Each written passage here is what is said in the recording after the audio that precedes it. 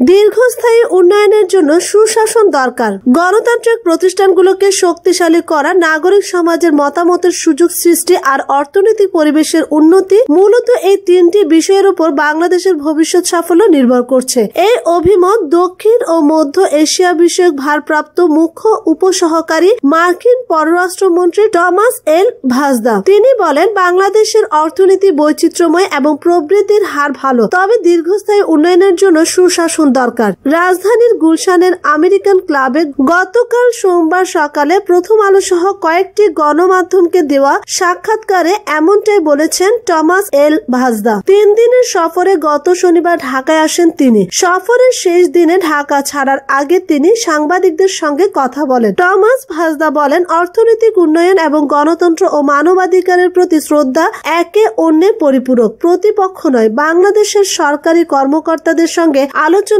এই বার্তাটি তিনি দিয়েছেন। মার্কিন ব্যবসায়ীরা যেসব দেশে ব্যবসা পরিচালনা করতে চান, যেখানে স্বচ্ছতার সঙ্গে ব্যবসা পরিচালনা করা যায় এবং আইনের শাসন ও ব্যক্তির অধিকার সুরক্ষিত থাকে। মার্কিন ব্যবসায়ীরা সেসব দেশে ব্যবসা পরিচালনা করতে চান, যেখানে স্বচ্ছতার সঙ্গে ব্যবসা পরিচালনা করা যায় এবং আইনের শাসন ও ব্যক্তির অধিকার সুরক্ষিত থাকে। বাংলাদেশের পরিস্থিতির উপর তারা নজর রাখছেন। জ্যেষ্ঠ এই মার্কিন কর্মকর্তা বিশ্বাস করেন, সাম্প্রতিক বছরগুলোতে ক্রমবর্ধমান বিদেশি প্রতিষ্ঠানের উপস্থিতি বাংলাদেশের অর্থনৈতিক সম্ভাবনা, অব্যাহত প্রবৃদ্ধি আর উন্নয়নেরও স্বীকৃতি। তিনি মনে করেন, এসব ক্ষেত্রে অগ্রগতি শুধু বাংলাদেশের অর্থনৈতিক সক্ষমতায় বাড়বে না, তা দেশের দীর্ঘস্থায়ী প্রবৃদ্ধি ও স্থিতিশীলতা নিশ্চিত করবে। অর্থনৈতিক উন্নয়নের সঙ্গে গণতন্ত্র, মানবাধিকার ও সুশাসনের যোগসূত্রের বিষয়ে সরকারি কর্মকর্তাদের প্রতিক্রিয়া কি ছিল জানতে চাইলে টমাস ভাজদা বলেন, এই বিষয়টিতে তারা আশ্বাস দিয়েছেন, কাজেই ভবিষ্যতে কতটা উন্নতি হলো তা নিয়ে আলোচনা অব্যাহত রাখা হবে।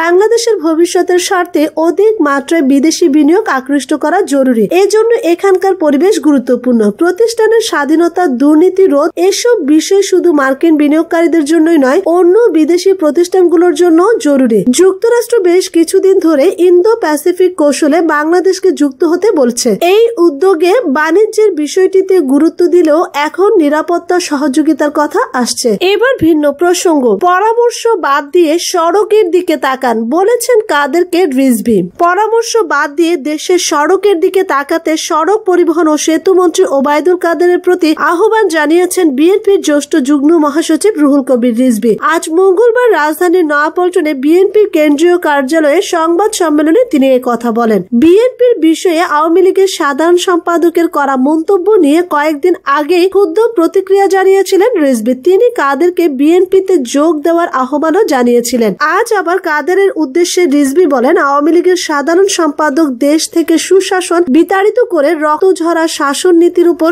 ভর করে এখন অন্যদের জন্য পরামর্শ কেন্দ্র খুলে বসেছেন। রিজভী বলেন, অন্যদের পরামর্শ থেকে বিরত থেকে সড়কের দিকে তাকান, গণপরিবহনের দিকে তাকান। কারণ গণপরিবহনের নৈরাজ্যের দায়, সড়কে হাজার হাজার মানুষের মৃত্যুর দায় আপনি এড়াতে পারবেন না। রিজভীর বক্তব্য, গতকালও সড়কে 20 জন মারা গেছে। এছাড়া সড়কে, মহাসড়কে দুর্ভোগে মানুষের জীবন এখন অস্ত্রাগত। মৃত্যু শোকে স্বজনেরা আহাজারি করছে। হাজার হাজার মানুষ পঙ্গুত্ব বরণ করে অনিশ্চিত জীবন নিয়ে হতাশা ও চরম দুঃখ কষ্টের মধ্যে জীবন অতিবাহিত করছে। আজকের সংবাদ সম্মেলনে বিএনপির নেতা কর্মীদের বিরুদ্ধে গায়েবী মামলারও প্রতিবাদ জানান রিজভী। তিনি বলেন, সারা দেশে থানায় থানায় পুলিশ নিপীড়ন আরো বৃদ্ধি পেয়েছে। সারা দেশে বিএনপি নেতাকর্মী ও সমর্থকদের বিরুদ্ধে যেসব গায়েবী মামলা দায়ের করা হয়েছিল, সেসব মামলায় চার্জশিট দেওয়ার নাম করে ব্যাপক বাণিজ্য চলছে। রিজভীর অভিযোগ, বিএনপির নেতাকর্মী ও সমর্থকদের জিম্মি করে মোটা অঙ্কের টাকা আদায় করা হচ্ছে। অন্যদিকে হাজার হাজার নেতাকর্মী কারাগারে বন্দী। এবার ভিন্ন প্রসঙ্গ। উইঘুর মুসলিমদের পক্ষে এরদোগান। চীনের নির্যাতিত উইঘুর মুসলিমদের পক্ষে দাঁড়িয়েছেন তুরস্কের প্রেসিডেন্ট রিসেপ তাইয়েপ এরদোগান। এছাড়া অস্ট্রেলীয় 17 উইঘুর নাগরিককে আটকের ঘটনায় বন্দি শিবির বন্ধের আহ্বান জানিয়েছে অস্ট্রেলিয়া। বন্দি শিবিরে আটকা অবস্থায় মুসলিম উইঘুর সম্প্রদায়ের জনপ্রিয় সঙ্গীত শিল্পী আব্দুর রহিম হেইতের মৃত্যুর পর মুখ খুলেছেন এরদোগান। চীনের ওই বন্দি শিবিরগুলোয় নির্যাতনের অভিযোগ তুলে তা বন্ধ করে দেওয়ার দাবি জানিয়েছে তুরস্ক।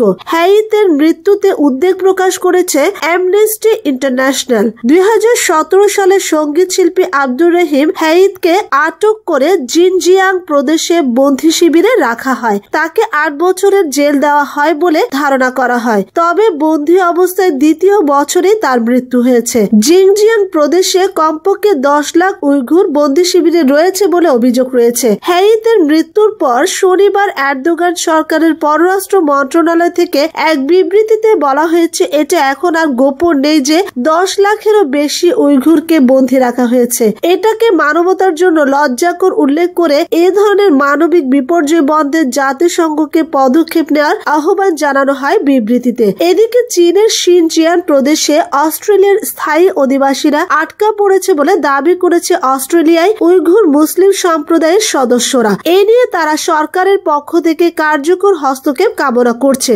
যুক্তরাষ্ট্রের প্রভাবশালী সংবাদ মাধ্যম গার্ডিয়ান সোমবার জানিয়েছে যে অন্তত 17 জন অস্ট্রেলিয়ান নাগরিককে গৃহবন্দী কারাগারে অথবা সিনজিয়ানের পশ্চিম অঞ্চলের তথাকথিত শিক্ষা শিবির কেন্দ্রে আটক করা হয়েছে। এছাড়াও কিছু উইঘুর পূর্ব তুর্কিস্তানের উল্লেখ করা হয়েছে।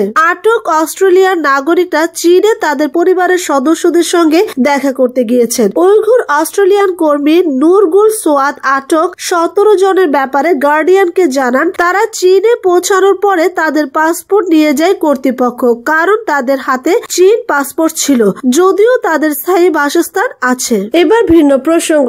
সৌদি আরবে 1800 সেনা পাঠাচ্ছে বাংলাদেশ। সৌদি আরবের সঙ্গে বাংলাদেশের সামরিক সহযোগিতা বৃদ্ধির লক্ষ্যে আগামী 14 ফেব্রুয়ারি প্রতিরক্ষা সমঝোতা চুক্তি স্বাক্ষর হবে বলে জানিয়েছেন সেনাবাহিনী প্রধান জেনারেল আজিজ আহমেদ। বাংলাদেশের সামরিক সহযোগিতা বৃদ্ধি করতে এই প্রতিরক্ষা সমঝোতা চুক্তি স্বাক্ষরিত হবে বলে জানিয়েছেন সেনা প্রধান। আজ সোমবার সৌদি আরবের রিয়াদস্থ বাংলাদেশ দূতাবাসের নবনির্মিত ভবন পরিদর্শনকালে তিনি একথা জানান। চুক্তি স্বাক্ষরিত হলে বাংলাদেশ সেনাবাহিনীর 2টি ব্যাটালিয়নে প্রায় 1800 জন সেনা সদস্য মাইন অপসারণ কাজে নিয়োজিত হবে জানান সেনাবাহিনী প্রধান আজিজ আহমেদ। এদিন সেনা প্রধান সৌদি আরবের যৌথ বাহিনীর প্রধান ফায়াদ আল রুয়াইলির সঙ্গে বৈঠক করেন। এ সময় তিনি দুদেশের বিভিন্ন স্বার্থ সংশ্লিষ্ট বিষয় নিয়ে আলোচনা করেন। এছাড়া সেনা প্রধান সোমবার সৌদি আরবের সহকারী প্রতিরক্ষা মন্ত্রী মোহাম্মদ বিন আবদুল্লাহ আল আয়েশের সঙ্গে রিয়াদে এক বৈঠক করেন। সেনা প্রধান জেনারেল আজিজ আহমেদ বলেন সৌদি ইয়েমেনের সীমান্তবর্তী যুদ্ধ বিধ্বস্ত এলাকায় মাইন অপসারণে বাংলাদেশ সেনাবাহিনীর অংশগ্রহণের লক্ষ্যে বৈঠকে আলোচনা হয়েছে। এ লক্ষ্যে একটি সমঝোতা চুক্তি প্রস্তুত করা হয়েছে।